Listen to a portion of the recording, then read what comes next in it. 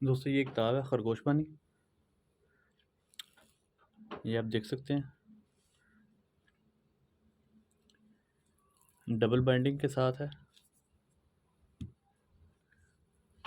اس کے بعد پیپر جو ہے وہ آرٹ پیپر لگا ہوا ہے۔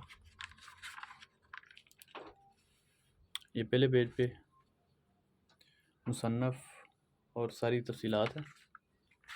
اس کے بعد جو فہرست آ جاتی ہے تو اس میں یہ ساری چیزیں آ جاتی ہیں: خرگوش آمدنی کا ذریعہ، دوسرے ممالک میں خرگوش کی اہمیت، تعارف، پاکستان میں خرگوش کی پیداوار اور طلب، خرگوش کی اقسام، گوشت کی پیداوار کے لیے خرگوش کا انتخاب، اس کے بعد خرگوش کا گھر، خرگوش کو کن کن طریقوں کے ساتھ رکھ سکتے ہیں اور ان کو پانی دینے کے لیے، خوراک دینے کے لیے اور گھونسلہ بنانے کے لیے کیا چیزیں استعمال کی جاتی ہیں۔ اس کے بعد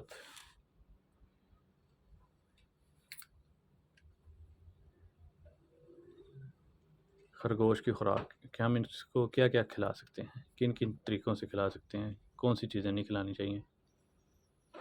اس کے بعد خرگوش کی شناخت کرنا کہ نر مادہ کیسے چیک کرنا ہے، ان کا ریکارڈ کیسے رکھنا ہے، ساری چیزیں۔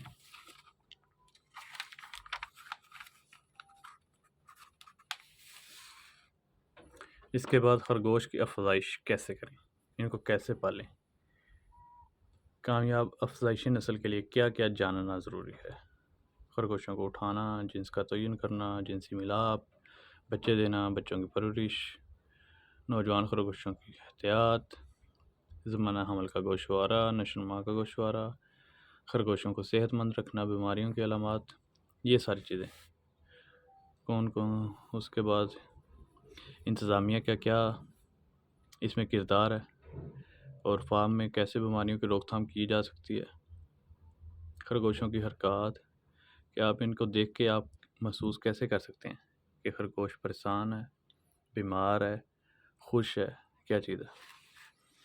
اس کے بعد خرگوش فارمی موسموں کی سختی کا مقابلہ، اس کے بعد فیزیبلٹی رپورٹس ہیں تجارتی پیمانے پہ خرگوش فارمنگ کے لیے۔ اس کے بعد خرگوش کو کیسے ذبح کرنا ہے، ان کا گوشت بنانا، اس کے بعد ذبح کرنا، کھال کو گلنے سڑنے سے محفوظ بنانا، روسٹ کرنا، آگے خرگوش کے پکوان آ جاتے ہیں۔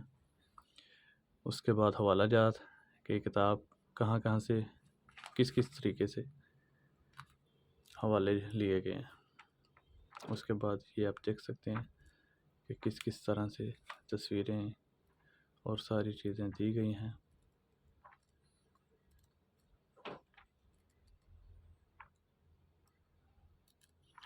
یہ چیزیں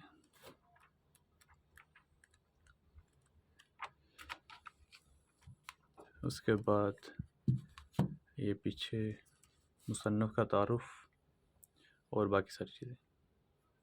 شکریہ۔